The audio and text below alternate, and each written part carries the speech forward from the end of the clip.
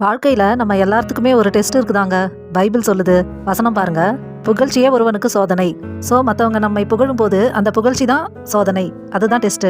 அதாவது மத்தவங்க நம்மை புகழும்போது நம்ம எல்லாம் கர்த்தரோட கிருபைதாங்க, கர்த்தருக்கே மகிமை அப்படின்னு சொல்லணும். அப்படி நம்ம சொல்லிட்டா நம்ம டெஸ்ட்ல பாஸ் ஆயிட்டோம்னு அர்த்தம். நம்ம நல்லா இருப்போம். சரி, கர்த்தருக்கே புகழ், கர்த்தருக்கே மகிமைன்னு சொல்றோமே, அதுதானுங்க நியாயம். நீங்களே சொல்லுங்க. வானத்தையும் பூமியையும் மனுஷரையும் மற்றும் சகலத்தையும் சிருஷ்டித்தவரும் அவரே. அவருடைய வார்த்தைக்கு கீழ்ப்படியாம பாவத்திலையும் சாபத்திலையும் விழுந்த மனித இனமாகிய நம்மை மீட்பதற்காக சிலுவையில் தம் உயிரையே கொடுத்து நம்மை மீட்டவரும் அவரே.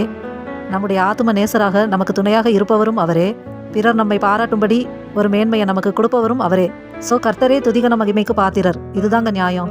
வேறு யாரும் அல்லது வேறு எதுவும் புகழுக்கு காரணம் அல்ல. பிறர் நம்மை பார்த்து, நீங்க ரொம்ப அழகா இருக்கீங்க, நல்லா ட்ரெஸ் பண்றீங்க, நீங்க நல்லா படிச்சு ஃபர்ஸ்ட் மார்க் வாங்கிட்டீங்க, வெரி குட், நீங்க நல்லா முன்னேறிட்டீங்க, பணக்காரரா ஆயிட்டீங்க, பரவாயில்லைங்க, நீங்க சூப்பருங்க, நீங்க செஞ்ச சாப்பாடு ரொம்ப டேஸ்டா இருக்கு, இப்படி எந்த விதத்துல புகழ்ந்தாலும் சரி, நம்ம அந்த புகழுக்கு மயங்கிடக்கூடாது.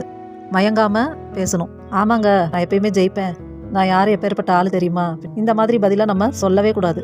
மனசுல கூட இப்படி பெருமையாவும் கர்வமாவும் நினைக்கவும் கூடாது. ஒருவேளை இப்படிப்பட்ட பதில நம்ம சொன்னோம்னா நம்ம டெஸ்ட்ல ஃபெயில் ஆயிட்டோம்னு அர்த்தம். தேவ பிள்ளைகளே, நம்மை மற்றவங்க பாராட்டும் பொழுது நம்ம கரெக்டான பதில் சொல்லி பரீட்சையில ஜெயிப்போம். கர்த்தர் கிருபையில நல்ல ஆசீர்வாதமாக வாழ்வோம். ஆமேன்.